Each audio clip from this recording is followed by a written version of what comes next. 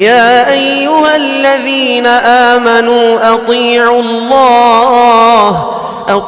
الله وأطيعوا الرسول ولا تبطلوا أعمالكم.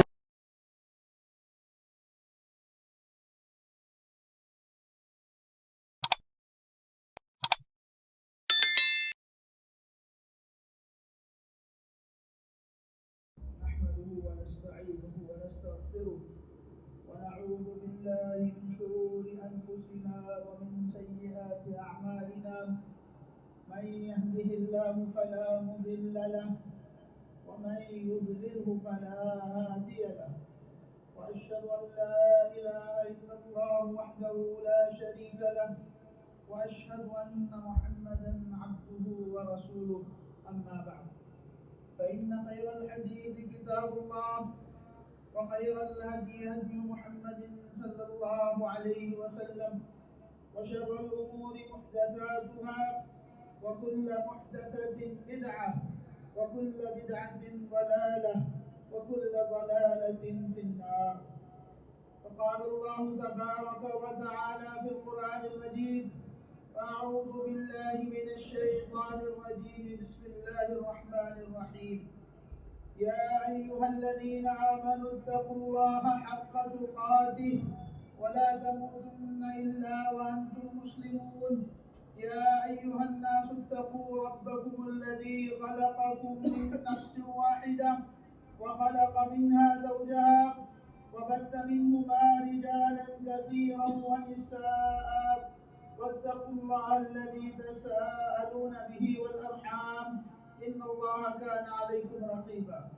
يا أيها الذين آمنوا اتقوا الله وقولوا قولا سديدا يصلح لكم أعمالكم ويغفر لكم ذنوبكم، ومن يطع الله ورسوله فقد فاز فوزا عظيما. وقال الله تبارك وتعالى: قاف والقرآن المجيد، بل عجبوا أن جاءهم منذر منهم فقال الكافرون هذا شيء عجيب، أإذا متنا وكنا ترابا ذلك رجع بعيد، قد علمنا ما تنقص الأرض منهم وعندنا كتاب حفيظ، بل كذبوا بالحق لما جاءهم فهم في أمر مريج، أفلم ينظروا إلى السماء فوقهم كيف بنيناها وزيناها وما لها من فروج، والأرض مددناها وألقينا فيها رواسي وأنبتنا فيها من كل زوج بهيج، تبصرة وذكرى لكل عبد منيب. وقال الله تبارك وتعالى: ذلك الكتاب لا ريب فيه هدى للمتقين. وقال النبي صلى الله عليه وسلم: خيركم من تعلم القرآن وعلمه. معزز حاضرین جمعہ، میرے بزرگوں اور دینی و ملی بھائی،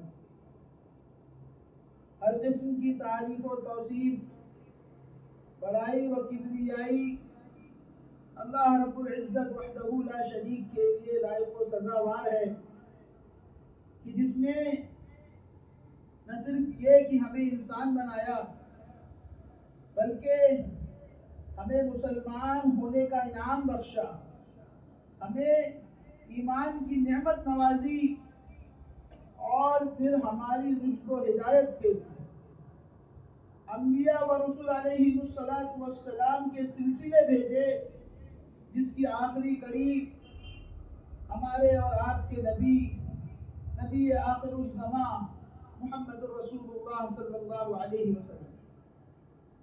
حضرات، ماہ شعبان سے ہم گزر رہے ہیں۔ علماء نے اس مہینے کو قاریوں کا مہینہ یا قرآن کا مہینہ کہا ہے۔ اس مہینے کے آتے ہی رمضان کی تیاری میں جو اللہ والے ہیں، جو ذمہ داریوں والے ہیں، وہ قرآن کی تیاریوں میں لگ جاتے ہیں، قرآن کو پڑھنے پڑھانے میں لگ جاتے ہیں۔ رمضان میں تراویح سنانا ہے، رمضان میں زیادہ سے زیادہ قرآن پڑھنا ہے، زیادہ سے زیادہ قرآن ختم کرنا ہے، اس بات کی تیاریوں میں لگ جاتے ہیں۔ اس مناسبت سے اس مہینے کو قاریوں کا مہینہ یا قرآن کا مہینہ کہا گیا۔ حضرات، قرآن کریم اللہ رب العزت کی ایک بہت بڑی نعمت ہے۔ جہاں بہت ساری نعمتیں ہیں وہاں قرآن بھی ایک بہت بڑی نعمت ہے۔ ایک لمحے کو سوچئے کہ اگر یہ قرآن نہ ہوتا تو ہماری زندگی کیسی ہوتی؟ اگر اللہ اس امت پر قرآن نہ اتارتا تو ہماری زندگیاں کیسی ہوتی؟ پچھلی امتوں کے حالات ہم تک کیسے پہنچتے؟ ہم وہی کہانیوں قصوں میں لگے رہتے، جس کو جس بزرگ سے عقیدت ہوتی وہ بڑھا چڑھا کے ان کے قصے بیان کرتا، ان قصوں کو ویریفائی کرنے کے لیے، ان کی تصدیق کرنے کے لیے ہمارے پاس کوئی فارمولا نہ ہوتا۔ ہمیں قیامت کے بارے میں کوئی خبر نہیں ہوتی کہ قیامت کیسی ہوگی، قیامت کے دن کیا کیا ہوگا۔ اگر قرآن نہ ہوتا تو ہمیں اللہ کے احکامات پتہ نہ چلتے۔ اس قرآن میں اللہ نے بڑی برکتیں رکھی، بڑی نعمتیں رکھی۔ جس نبی پر یہ قرآن اتارا گیا وہ نبی نبیوں کا سردار، جس مہینے میں یہ قرآن اتارا گیا وہ مہینہ مہینوں کا سردار، جس رات میں یہ قرآن اتارا گیا وہ رات 1000 راتوں سے بہتر، جو فرشتہ آسمان سے لے کے اس قرآن کو زمین پر آیا وہ فرشتہ فرشتوں کا سردار۔ یہ کتاب اللہ نے ایسی برکتوں والی بنائی، ایسی برکتوں والی بنائی کہ جو اس سے جڑ گئے، جس نے اس کتاب کو اپنا اوڑھنا، اپنا بچھونا بنا لیا، اللہ نے اس کی زندگی میں برکتیں ہی برکتیں نازل کی۔ پچھلے حالات میں امت مسلمہ کی تاریخ میں دور گزرا جب علاقوں کے گورنر بنائے جاتے تھے وہ جو قرآن کو سیکھنے والے، سکھانے والے تھے۔ اپنی زندگیوں میں وہ غلام تھے، وہ معاشرے کے سب سے اچھے لوگ نہیں تھے، لیکن اللہ نے ان کو عزت دی اس قرآن کی وجہ سے۔ جب انہوں نے اس قرآن کا حق ادا کیا، اس کو یاد کیا، اس پر عمل کیا، اس کو لوگوں تک پھیلایا، تو اللہ نے ان کی زندگی میں ان کو عزتیں دی، ان کی زندگی میں ان کو بلندیاں عطا کی۔ صحابہ فرمایا کرتے تھے کہ اللہ نے ہم کو یہ کتاب دے کر عزت دی ہے، جب تک ہم اس کتاب کو تھامے رہیں گے، اس پر عمل کرتے رہیں گے، اس کا حق ادا کرتے رہیں گے، اللہ ہم کو ان عزتوں کو ہم میں باقی رکھے گا۔ اور جب ہم اس کتاب کو چھوڑ دیں گے تو اللہ ہم سے ان عزتوں کو چھین لے گا، اللہ ہمیں ذلتوں کے حوالے کر دے گا، رسوائیوں کے حوالے کر دے گا۔ حضرات، بہت سارے لوگ آج کے دور میں بھی اور پچھلے دور میں قرآن کے معجزوں کو دیکھتے آئے ہیں۔ ہم یوٹیوب پہ دیکھتے ہیں، غیروں کے سامنے، کفار کے سامنے کبھی قرآن پڑھا جاتا ہے تو بے تحاشا ان کی آنکھوں سے آنسو جاری ہو جاتے ہیں۔ پتہ نہیں کیسی تاثیر ہے کہ کانوں میں قرآن پڑھتا ہے اور آنکھوں سے آنسو جاری ہو جاتے ہیں۔ بہت سارے ڈاکٹروں نے لا علاج مریضوں کو قرآن سنایا اور دیکھا کہ ان کی طبیعتیں سدھر رہی، ان کو اللہ شفا دے رہا ہے۔ بہت سارے لوگوں نے قرآن کی آیتوں پر غور و فکر کیا، سائنسی نقطہ نظر سے غور و فکر کرنے کے بدلے میں اللہ نے ان کو ایمان کی دولت سے نوازا۔ تو قرآن کے فوائد جس طریقے سے آپ سوچیں، جس جہت سے سوچیں، بے شمار ہیں۔ کتنے ہی فوائد انسان گناتے جائے، اس کے آدمی شمار نہیں کر سکتا۔ لیکن حضرات، جیسے اللہ کی ہر نعمت کے حقوق ہوتے ہیں، جیسے اللہ کا حق ہے، جیسے ماں باپ کا حق ہے، جیسے اور دوسری چیزوں کا حق ہے، ویسے اس قرآن کے بھی چند حقوق ہیں۔ قرآن کے بھی کچھ تقاضے ہیں، قرآن بھی ہم سے کچھ چیزیں مانگتا ہے، ہم کو ان حقوق کو ادا کرنا ہوگا۔ بہت سارے حقوق ہیں، چند حقوق میں بیان کروں۔ سب سے پہلا حق اس کتاب کا یہ ہے کہ اس کتاب پر ایمان لایا جائے۔ قرآن کا پہلا حق کیا ہے؟ کہ قرآن پر ایمان لایا جائے۔ ایمان لانا کیا ہے؟ کسی مومن کو آپ روک کر پوچھیں گے کہ تو قرآن پر ایمان رکھتا ہے یا نہیں، تو کیا کہے گا؟ رکھتا ہوں۔ لیکن اس بات کا اقرار کرنا، اس بات کو جاننا اور ہے اور ماننا اور ہے۔ زبان سے کہہ دینا اور ہے اور اس پر ایمان رکھنا اصل میں اور ہے۔ قرآن پر ایمان رکھنا، اس کا معنی یہ ہے کہ ہمارا ایمان یہ ہو کہ یہ کتاب اللہ کی بھیجی ہوئی کتاب ہے. اللہ نے اپنے فرشتے کو دے کر اپنے نبی پر اس کتاب کو اتارا ہے. اس کتاب میں لکھی ہوئی ہر بات سچ ہے. اس بات میں بتائے گئے سارے واقعات سچ ہیں. اس کتاب میں جتنی پیشن گوئیاں کی گئی کہ قیامت کے دن اللہ ایسا اور ایسا کرے گا، اللہ حشر قائم کرے گا، گنہگاروں کو ان کے گناہوں کی سزا دے گا، نیکوکاروں کو ان کے ثوابوں کا بدلہ دے گا، انہیں صراط قائم ہوگا اور ایسا ایسا ہوگا، وہ ساری باتیں جو یہ کتاب بتلاتی ہے اس پر اس کا پختہ یقین ہو، پورا ایمان ہو. اس کا ایمان ہو کہ جو اس کتاب کو پڑھے گا اللہ اس کو عزتوں سے نوازے گا. اس کا ایمان ہو جو اس کتاب کو پڑھنا چھوڑ دے گا اللہ اس کو ذلتوں کے حوالے کر دے گا. اس کا ایمان ہو کہ یہ کتاب ہدایت ہے. اس کتاب سے اللہ اپنی ساری امتوں کو ہدایت دیتا ہے. ساری امت کے لیے اس کتاب کو اللہ نے کتاب ہدایت بنایا ہے. ایمان لانا جانتے ہیں ایمان کیسا ہونا چاہیے؟ جیسا ابو بکر صدیق کا ایمان. جس رات اللہ کے نبی کو معراج ہوئی، اس صبح جب مکہ والوں نے صبح کی، اللہ کے نبی نے ان کو بتایا کہ رات اللہ نے مجھے مکے سے شام تک کا سفر طے کرایا، پھر شام سے 7 آسمان کی سیر کرائی، پھر جنت اور جہنم دکھائی، پھر مجھے تحفے دیے اور پھر مجھ کو زمین پر واپس بھیجا. تو مکے والے آپ پر ہنسنے لگے. ایک آدمی بھاگا گیا ابو بکر صدیق کے پاس. کہا ابو بکر کیا تم بھی اس بات کو سچ مانتے ہو؟ کہا کس بات کو؟ تمہارا دوست محمد کہتا ہے صلی اللہ علیہ وسلم، تمہارا دوست محمد کہتا ہے کہ اس کو راتوں رات اللہ نے اس کے رب نے مکے سے شام تک کا سفر طے کرایا، پھر شام سے 7 آسمان کی سیر کرائی. بتاؤ بھلا یہ ایمان لانے والی بات ہے؟ کیا تم اس بات کو بھی سچ مانتے ہو؟ ابو بکر نے کہا کہ اگر یہ سچ ہے کہ محمد نے یہ کہا، اگر تم یہ جو بات کہہ رہے ہو یہ سچ ہے تو میں اس پر ایمان لاتا ہوں. یہ ہمارا ایمان ہونا چاہیے. ہم دنیا کو نہیں سمجھا سکتے کہ قرآن میں جو کچھ لکھا ہے وہ سچ کیسے ہے. ہم نہیں بتا سکتے کہ قیامت کیسے قائم ہے. ہم نہیں بتا سکتے کہ روز قیامت اللہ تعالیٰ کیسے بدلہ لے گا، کیسے مرے ہوئوں کو زندہ کرے گا، کیسے کسی کو جہنم میں ڈالے گا، جنت کیسی ہے، جہنم کیسی ہے. ہم نہیں بتا سکتے تو کوئی بات نہیں، لیکن یہ ہمارا ایمان ہے. یہ ہمارا ایمان ہے کہ یہ ہے. کیسا ہے میں نہیں جانتا. میں دنیا کو کوئی بات ثابت کر سکوں نہیں کر سکوں. آپ کا اعتراض اپنی جگہ پر، میرا ایمان نہیں ڈگمگا. میرا ایمان اس بات پر سے نہیں ہل سکتا کہ اس کتاب میں جو کچھ لکھا ہے وہ سچ ہے. اس کتاب کا حرف سچ ہے. اس کتاب میں جو کچھ لکھا ہے، یہ کتاب پچھلی امتوں کے بارے میں جو بتاتی ہے وہ سچ ہے. آنے والے حالات کے بارے میں جو کچھ بتاتی ہے وہ سچ ہے، اور جو کچھ احکامات بتاتی ہے وہ احکامات سچ ہے. تو یہ ہوا قرآن کا پہلا حق کہ اس پر ایمان لایا جائے. دوسرا حق یہ ہے کہ اس کتاب کو پڑھا جائے. یہ قرآن صرف دنیاوی فائدوں کے لیے نہیں ہے، صرف دنیاوی برکتوں کے لیے نہیں ہے. ہماری روح کی غذا رکھی گئی ہے. یہ جو قرآن پڑھنے پر آنکھوں سے آنسو نکل آتے ہیں، یہ جو قرآن پڑھنے پر جسم کو اللہ شفا دے دیتا ہے، یہ جو صرف قرآن پڑھنے سے ہم کو اتنے فائدے حاصل ہوتے ہیں، یہ صرف دنیاوی فائدوں کو حاصل کرنے کی کتاب نہیں ہے.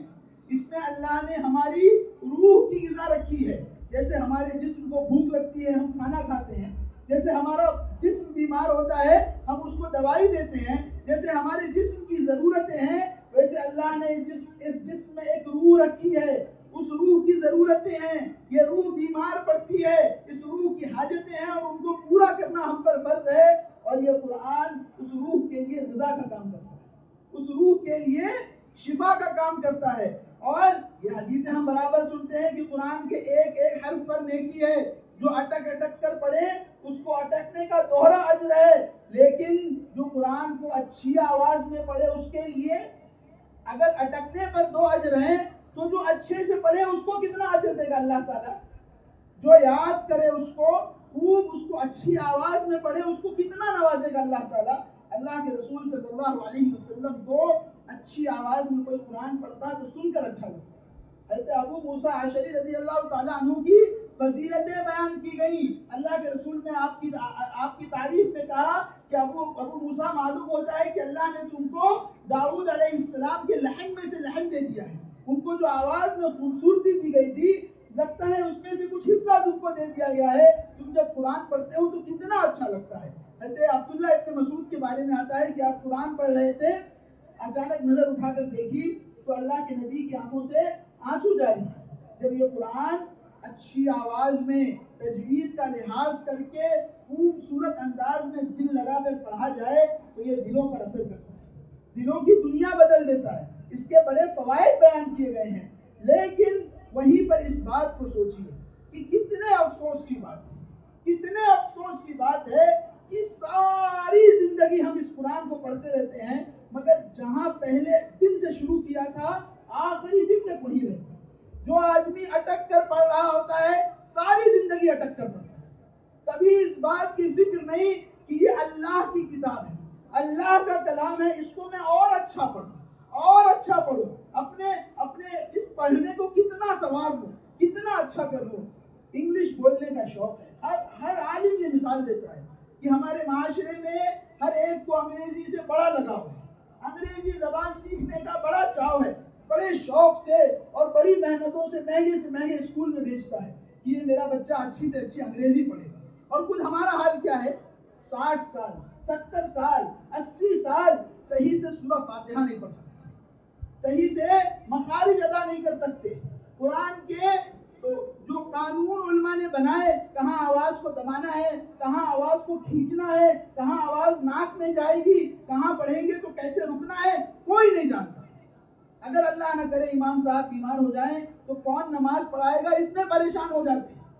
کتنی ذلت کی بات ہے، کتنی خراب ہے یہ بات، کتنی افسوس کی بات ہے کہ ہماری زندگیاں بیت جاتی ہیں اور ہمیں اس بات کی فکر نہیں ہوتی کہ ہم اپنا قرآن سدھار لیں، قرآن اچھے سے اچھا پڑھ لیں. قرآن پڑھنے کے کتنے فوائد ہیں یہ بتایا نہیں جا سکتا، گنائے نہیں جا سکتے. جو قرآن پڑھنے والے ہیں، جو قرآن پر عمل کرنے والے ہیں، وہ اپنی زندگیوں میں ان فائدوں کو کھلی آنکھوں سے دیکھتے ہیں. آخرت میں جو اللہ تعالیٰ رتبے بلند کرے گا اور جو ان کو اونچائیاں عطا کرے گا وہ جانے دیجئے. اس دنیا میں فائدے ہوتے ہیں، اس دنیا میں پریشانیاں ختم ہوتی ہیں، لیکن ہم کو اس کا احساس ہی نہیں ہے کہ یہ اتنے فائدوں والی کتاب ساری زندگی ہمارے سامنے رکھی رہی، وہ الماری کی زینت بنی رہی اور ہم اس سے کوئی فائدہ نہ اٹھا سکے. قرآن کا تیسرا حق ہے کہ اس کو یاد کیا جائے. اللہ تعالیٰ نے ان لوگوں کی تعریف کہا کہ بل هو آیات بینات فی صدور الذین اوتوا العلم. یہ قرآن، یہ اللہ کی کھلی ہوئی نشانیاں ہیں فی صدور الذین اوتوا العلم، علم والوں کے سینوں میں محفوظ ہے. جو قرآن کو یاد کرتے ہیں اللہ ان کو قرآن میں یاد کر رہا ہے. جو قرآن کو یاد کرتے ہیں لیکن صرف یاد کرنے والوں کو نہیں، ان کو نہیں یاد کر رہا ہے اللہ تعالیٰ، ان کا ذکر نہیں کر رہا ہے جو کبھی قرآن کو یاد کیا پھر اسے چھوڑ دیا. جو قرآن کو یاد تو کر لیا، قرآن یاد بھی ہے لیکن عمل نہیں کرتا، نیکیاں نہیں کرتا، لوگوں کو اس کی تعلیم نہیں دیتا، اس کے لیے فوائد نہیں ہے، اس کو یہ بشارتیں اس کے لیے نہیں ہے. بظاہر میں کتنی اچھی تقریر کروں، کتنا اچھا قرآن پڑھ لوں، روز قیامت اللہ تعالیٰ قرآن پڑھنے والے کو لائے گا. دنیا میں بڑا اچھا قرآن پڑھتا تھا، جب قرآن پڑھتا تھا تو بڑا اس کی تجوید کا اور اس کے ہر چیز کا لحاظ کرتا تھا، سننے والوں کو بڑا اچھا لگتا تھا. لیکن روز قیامت اللہ تعالیٰ پوچھے گا بتا یہ قرآن کس کے لیے پڑھتا تھا؟ کہے گا اللہ تعالیٰ تیرے لیے پڑھتا تھا. اللہ تعالیٰ کہے گا جھوٹا ہے تو پڑھتا تھا کہ تیری تعریفیں ہوں، لوگ کہیں کہ دیکھو مولوی صاحب کتنا اچھا قرآن پڑھتے ہیں اور تجھے پیسے دیے جائیں اور تو مشہور ہو جائے. چنانچہ لوگوں نے تجھے اچھا کہا، تجھے پیسے دیے گئے، تو لوگوں میں مشہور ہوا، لیکن تو نے میرے لیے اس قرآن کو نہیں پڑھا تھا، چنانچہ میرے پاس تیرے لیے کچھ نہیں، تجھے اس قرآن پڑھنے کے بدلے میں کچھ نہیں دوں گا. تو ہر قرآن یاد کرنے والے کے لیے فضیلتیں نہیں ہیں. یہ جو اللہ کے نبی نے کہا خیرکم من تعلم القرآن وعلمہ، کہ بہترین ہے تم میں سے وہ لوگ جس قرآن کو سیکھتے ہیں اور سکھاتے ہیں. تو کس کے لیے ہے یہ کہ بچپن میں مولوی صاحب سے ایک دفعہ قرآن یاد کر لیا اب ساری زندگیاں ہر قسم کی برائیاں کرتا پھرے؟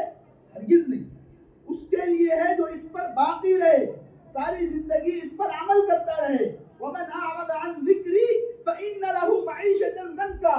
فرمایا کہ جو میرے اس ذکر سے اعراض کرے گا، میری اس کتاب سے اعراض کرے گا. کیا معنی اعراض کرے گا؟ کہ پڑھتا تو ہے عمل نہیں کرتا. پڑھتا ہے کہ اللہ ایک ہے، پڑھتا ہے کہ اللہ ہی اولاد دینے والا ہے، پڑھتا ہے کہ اللہ ہی دعاؤں کو سننے والا ہے، پڑھتا ہے کہ عبادتیں صرف اللہ کے لیے ہونی چاہیے، ایاک نعبد و ایاک نستعین، مگر اپنی پیشانی ہر در پہ جھکاتا ہے، ہر بابا اور ہر پیر کے پاس اپنی پریشانیاں لے کر جاتا ہے، اولادیں ان سے مانگتا ہے، تو کہاں سے اللہ تعالیٰ آتا ہے؟ کہاں سے اس کتاب کی برکتیں آپ کو حاصل ہوں؟ قرآن کا یہ حق کہ قرآن کو یاد کیا جائے، یہ سینوں کا نور ہے۔ روز قیامت ان کے ماں باپ کے سروں پر تاج رکھا جائے گا، ساری دنیا ہوگی، جب محشر بپا ہوگا، آدم سے لے کر آخری انسان تک سارے لوگوں کے درمیان اللہ رب العزت جو حافظ قرآن ہوگا اور نیک ہوگا، اس کے ماں باپ کو بلائے گا اور ان کو عزتوں سے نوازے گا، ساری دنیا والوں کو بتائے گا کہ دیکھو انہوں نے اپنے بچوں کو میری کتاب یاد کرائی، میری کتاب یاد کرنے پر اسے لگایا تھا، آج میں اس کو اس انعام سے نوازا۔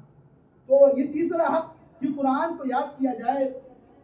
پھر قرآن کا ایک چوتھا حق یہ ہے کہ اس پر عمل کیا جائے، قرآن پر عمل کیا جائے۔ اللہ تعالیٰ کہتا ہے افلا یتدبرون القرآن ام علی قلوب اقفالها، کیا یہ قرآن پر غور و فکر نہیں کرتے، یہ قرآن میں سوچ وچار نہیں کرتے، اس کی آیتوں کو پڑھ کر اس کے بارے میں سوچتے نہیں ہیں، یا ان کے دلوں پر تالے لگ گئے ہیں؟ امام ابن تیمیہ رحمہ اللہ فرماتے ہیں کہ کوئی شخص قرآن پڑھ رہا ہے یا نماز میں ہے اور امام قرآن پڑھ رہا ہے اور عذاب کی آیت گزرے اور یہ شخص عذاب سے پناہ نہ مانگے، اللہ کی رحمتوں کی آیت گزرے اور یہ اللہ سے رحمتوں کا سوال نہ کرے، اللہ کی جنت کی آیتیں گزرے، جنت کا بیان گزرے اور یہ اللہ سے جنتیں نہ مانگے، تو گویا اس کا دل مردہ ہے، اس پر اللہ کا کلام پڑھا جا رہا ہے اور یہ جواب نہیں دیتا۔ سوچیے ہم کہاں کھڑے ہیں۔ علماء نے کہا کہ ساری زندگی قرآن کو یوں ہی بے حسی سے پڑھتے جانا بغیر سمجھے بوجھے، یہ قرآن سے محبت کی دلیل نہیں ہے، یہ قرآن سے بے رخی کی دلیل ہے۔ 60 سالہ 70 سالہ زندگی گزر جاتی ہے، دن میں کم از کم 10 دفعہ، زیادہ سے زیادہ 20-25 دفعہ جتنی رکعتیں نماز پڑھتا ہے الحمدللہ رب العالمین پڑھتا ہے، لیکن نہیں جانتا کہ اس کا معنی کیا ہے، نہیں سمجھتا کہ اس آیت کے ذریعے اللہ تعالیٰ بتلانا کیا چاہتا ہے، سکھلانا کیا چاہتا ہے۔ بڑے سے بڑا فارمولا یاد کر لیتا ہے، سائنسداں بن جاتا ہے، مشکل سے مشکل کاروبار کر لیتا ہے، ساری باتیں اس کی سمجھ میں آتی ہیں، نہیں سمجھ میں آتا تو وہ کتاب نہیں سمجھ میں آتی جس کے بارے میں اللہ کہتا ہے وَلَقَدْ يَسَّرْنَا الْقُرْآنَ لِلذِّكْرِ، ہم نے اس کو آسان کر دیا ہے۔ وَهَلْ مِن مُدَّكِرٍ، کوئی ہے جو آگے بڑھے اور اس کتاب سے ہدایتیں لے، کوئی ہے جو آگے بڑھے اور اس کتاب سے اس کو پڑھ کر اپنی زندگیاں سنوارے، اس سے سیکھے، اپنے مسائل کے، اپنی مشکلات کے حل ڈھونڈے۔ کہاں قرآن کو سمجھنا اور کہاں ہمارا عمل قرآن کے ساتھ۔ روز قیامت اللہ کے رسول شکایت کریں گے، وقال الرسول یا ربی ان قوم اتخذوا هذا القرآن مہجورا، جان لیجئے کہ وکیل، شکایت کرنے والے اللہ کے رسول ہیں، جج اللہ تعالیٰ ہوگا، شکایت اس کتاب کے بارے میں ہوگی، مجرم میں اور آپ ہوں۔ اللہ کے رسول کہہ رہے ہوں گے کہ اے میرے رب، میری اس قوم نے تیری اس کتاب کو چھوڑ دیا، یا تو پڑھتے نہیں تھے، پڑھتے تھے تو اچھے سے نہیں پڑھتے تھے، اچھے سے پڑھتے تھے تو یاد نہیں کرتے تھے، یاد بھی کر لیتے تھے تو سمجھتے نہیں، جو سمجھتے تھے وہ بھی اس پر عمل نہیں کرتے۔ اس قرآن کے حقوق ہیں، اللہ رب العزت ہم میں سے ہر ایک سے پوچھے گا، کوئی نہیں بخشا جائے گا۔ ایسا نہیں ہے کہ صرف عالم صاحب سے پوچھے گا کہ مولوی صاحب آپ پڑھے تھے، آپ نے کیوں نہیں عمل کیا؟ آپ، میں، بچہ، بڑا، بوڑھا، ہر ایک سے، سوائے اس کے کہ وہ بیمار ہو، وہ بے وقوف ہو، اس کو اللہ نے اس کی عقل چھین لی ہو، اس کو مجنون کر دیا ہو، جس کو عقل ہے، جس کو اس نعمت کا پتہ ہے، اللہ رب العزت ہر ایک سے پوچھے گا کہ میں نے رسول بھیجا تھا، کتاب اتاری تھی، بتلا دیا تھا رسول کی زبانی، صحابہ کی زبانی کی یہ کتاب ہدایت ہے، بتاؤ کتنا حق ہے، کتنا اس کتاب کو یاد کیا، کتنا اس پر عمل کیا۔ پھر اس کا ایک اور حق ہے، علماء نے کہا کہ اس کتاب کا ایک اور حق ہے کہ اس کو لوگوں تک پہنچایا جائے۔ یہ دنیا جو ترس رہی ہے، یہ جو سسک رہی ہے، جو زخموں سے چور ہے، اس کو بتایا جائے کہ اس کا رب کون ہے، اس کو اس کا رب کا تعارف دیا جائے. یہ جو پریشان گھوم رہے ہیں، لوگوں کی جانیں چھین رہے ہیں، لوگوں کی دولتیں چھین رہے ہیں، کوئی ڈر نہیں دل میں، کوئی خوف نہیں، گاجر مولی کی طرح لوگوں کو کاٹا جا رہا ہے. کیسی کیسی جنگیں اور کیسی کیسی قحط سالی اور کیسا کیسا گناہ ہے جو آج نہیں ہو رہا. ان کو ضرورت ہے کہ ان تک اللہ کا پیغام پہنچایا جائے، ان کے سامنے ان کے رب کا تعارف رکھا جائے، ان کو بتایا جائے کہ ان کا رب کتنا رحمان ہے، کتنا رحیم ہے، کتنا کریم ہے. اللہ خود کہتا ہے یا ایھا الانسان، مسلمانوں کو مخاطب کر کے نہیں، ساری انسانیت کو مخاطب کر کے اللہ کہتا ہے یا ایھا الانسان، اے انسان، ما غرک بربک الکریم، کس چیز نے تجھے تیرے کریم رب سے دور کر رکھا؟ کیوں تو اپنے اتنے رحیم، اتنے رحمان، اتنے کریم رب کی طرف نہیں آتا؟ کیوں اس کی بارگاہ میں آ کے اپنی پریشانیاں نہیں بتلاتا، اپنی ضرورتیں نہیں بتلاتا، اپنی حاجتیں اس سے نہیں مانگتا، اپنی ضرورتیں اس سے مانگ کر دو؟ کون سی چیز ہے جو تیرا رب نہیں دے سکتا؟ اس دنیا کا کون سا کام ہے جو تیرا رب نہیں کر سکتا؟ کون سی مشکل ہے جو اس رب سے نہیں ہو سکتی؟ ہر چیز، ہر مسئلہ، ہر پریشانی، اس کا حل اللہ کے پاس موجود ہے. لیکن اللہ جانتے ہوئے بھی اللہ یہ چاہتا ہے کہ ہم اس کے دربار میں جائیں، اس کے حضور جائیں، ہاتھ اٹھائیں، اس سے کہیں کہ اللہ تو جانتا ہے. اور یہ بھی جان لیجیے کہ اللہ اس بات کی توفیق ہر کسی کو نہیں دیتا. جیسے اللہ ہر کسی کو مومن نہیں کرتا، جیسے اللہ ہر کسی کو اسلام کی توفیق نہیں دیتا، ویسے اللہ تعالیٰ ہر کسی کو قرآن پڑھنے کی بھی توفیق نہیں دیتا، قرآن یاد کرنے کی بھی توفیق نہیں دیتا، اپنے سامنے کھڑے ہونے کی بھی توفیق نہیں دیتا، اپنے سامنے ہاتھ پھیلانے کی بھی توفیق نہیں دیتا. ہمیں اللہ سے توفیق مانگنی چاہیے کہ اللہ ہم پر رحم کر اور ہم کو اس لائق بنا کہ تیرے سامنے کھڑے ہو سکیں. اسلاف اگر کسی دن قرآن نہیں پڑھ پاتے، علماء اگر کسی دن ان سے نمازیں چھوٹ جاتی تھی تو روتے تھے کہ ضرور میں نے کوئی ایسا گناہ کیا ہے کہ میرا رب آج مجھ سے ناراض ہے، میرا رب مجھے اس لائق نہیں پاتا کہ اپنے سامنے کھڑا رہنے کا موقع دے. ہماری زندگیاں کیسی ہیں؟ کتنی نمازیں چھوٹ جاتی ہیں، عام شخص نہیں، علماء کی زندگی کیسی ہے؟ لوگوں کو کہہ دینا، منبر پر کھڑے ہو جانا، اونچی آواز میں تقریریں کر دینا آسان ہے، لیکن عمل کرنا مشکل ہے. اللہ کے رسول نے کہا الا ان سلعۃ اللہ غالیہ، اللہ کی جنتیں بہت مہنگی ہیں. یہ جنتیں اللہ یوں ہی مفت میں نہیں دیتے، اس کے لیے قربانیاں لگیں گی، مشکلیں لگیں گی، ان مشکلوں کو پار کرنا ہوگا، ان مشکلوں سے گزرنا ہوگا، اس کے بعد اللہ کی یہ جنتیں ملیں گی. اتنی آسانی سے اللہ اپنی جنتیں کسی کو نہیں دے گا. تو قرآن کے 5 حقوق میں نے آپ کے سامنے بیان کیے. نمبر 1، قرآن پر ایمان لانا، اس کی ہر ایک آیت پر ایمان لانا، اس میں جو کچھ کہا گیا ہے سچ ہے. نمبر 2، کہ اس کو پڑھنا، اور پڑھنے میں پڑھنا سیکھنا. جہاں ہیں آپ، جو آپ کا لیول ہے اس سے بہتر بنانے کی اپنے آپ کو کوشش کرنا. نمبر 3، اس قرآن کو یاد کرنا، اللہ سے توفیق مانگنا کہ اللہ توفیق دے کہ ہم کچھ آیتیں یاد کریں. ایک ہدف بنانا، ایک ٹارگٹ بنا لیں کہ اس رمضان انشاءاللہ 2 صفحہ یاد کریں گے، 2 سورتیں یاد کریں گے، پاؤ پارا یاد کریں گے، آدھا پارا یاد کریں گے، مگر یاد کریں گے.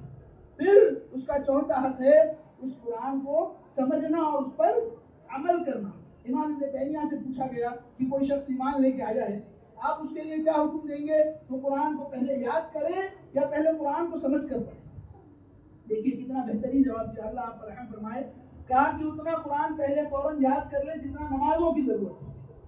کچھ صورتیں اتنی یاد کر لے جس سے وہ اپنی نمازیں آسانی سے پڑھ سکتا ہو، اور اس کے بعد قرآن سمجھ کر پڑھنا شروع کرے. یہی ہم بھی اپنا ٹارگٹ بنائیں کہ کچھ صورتیں جو ہم نمازوں میں پڑھ سکیں. اگر نمازیں اور لمبی کرنا ہے اور خوبصورت کرنا ہے تو چند بڑی صورتیں یاد کر لیں اور روزانہ قرآن کا کچھ حصہ سمجھ کر پڑھیں. امام مجاہد رحمۃ اللہ علیہ عبداللہ ابن عباس کے شاگرد تھے، کہا کرتے تھے کہ میں نے عبداللہ ابن عباس پر 3 دفعہ پورا قرآن ختم کیا ہے. کیسے؟ ایک آیت عبداللہ ابن عباس پڑھتے، میں کہتا رک جائیے، اب بتائیے اس بارے میں اللہ کے رسول نے کیا کہا ہے، بتائیے اس کی تفسیر کیا ہے. اس کو سمجھ لیتے ہیں، اس کو یاد کرتے ہیں، اور پھر اس کے بعد اگلی آیت پڑھتے ہیں. ایسے 3 دفعہ پورے قرآن کو. تو قرآن کو سمجھ کر پڑھنے کی عادت ڈالیں. چوتھا حق ہے قرآن کا کہ اس کو سمجھ کر اس پر عمل کیا جائے. 5واں حق ہے قرآن کا چیز کو لوگوں تک پہنچائے. اپنی زندگی کا ایک ٹارگٹ بنا لیجئے کہ اپنی زندگی میں کم از کم ایک شخص تک اس قرآن کو ضرور پہنچائیں. چاہے ترجمے کی صورت میں اپنے کسی دوست کو, کسی جاننے والے کو, کسی غیر کو ہدایت دینا ہمارا کام نہیں ہے, دعوت دینا ہمارا کام. قرآن کی کوئی ایک کاپی چاہے ترجمے میں ہو چاہے جیسے ہو, کسی ایک شخص تک پہنچا دیں. اگر وہ شخص اس کے ذریعے ہدایت پا گیا تو روز قیامت آپ کے لیے اس کا اجر بہت بڑا ہوگا انشاءاللہ. اقول قولی هذا واستغفر الله لي ولكم ولسائر المسلمين من كل ذنب انه هو الغفور الرحيم.